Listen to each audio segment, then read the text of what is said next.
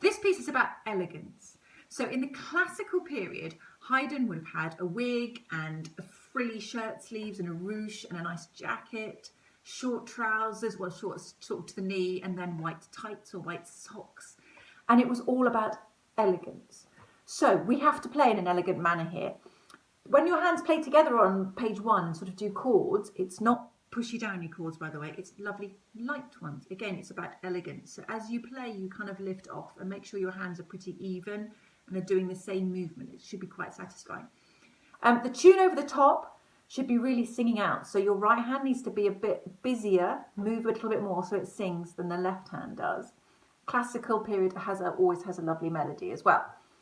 Careful in the melody in the right hand on page 1 with the semiquavers. The first 2 are dotty ones, so dotty dum dum dum, the first 2. After that, they're straight semiquavers, so that's diddle dum dum for the rest of the page. So watch that.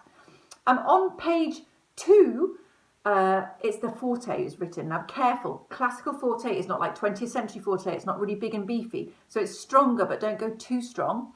Left hand is very busy on page 2, which A is difficult, so you'll need a lot of separate hand work and really good fingering.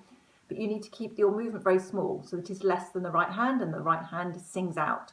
So stronger than page 1, but don't go too strong. Let me just mention couplets while I remember. When there's a slur between 2 things, we call that a couplet. And in the classical period, it's a really common sort of stylistic feature. You need to squeeze the first and lift off the second one where the slur is ending. That often happens at section endings like cadences. So we'll look out for that and make that work. Listen to my performance again to kind of spot that. When there's a section ending, when all the repeat marks are, which we don't do in exams, obviously, we don't do any repeats, but you can see that it sort of comes to a little stop. Don't feel that you have to crack on in time here. You can have a tiny little breath, and that's quite a stylistic feature as well. When you go on to page 3, by the way, I would do a photocopy. There we go. If you bought a copy of the book, a photocopy for ease of page turn is absolutely legal and allowed, and I would say encouraged for exams. So do not worry about that. And I would do it because there isn't time in here. So get your photocopy done early as you're learning it so that you've got time to look ahead and you can see it there. On your page 3, please, please, please don't hold through quaver rests. So when you see a quaver and a quaver rest, like da, da, again, it's not doof, doof, it's a nice light lift. Please don't hold through because then it really does sound more classical and lovely. And lastly, can we talk about speed? It says here 72, circa 72, which means about 72.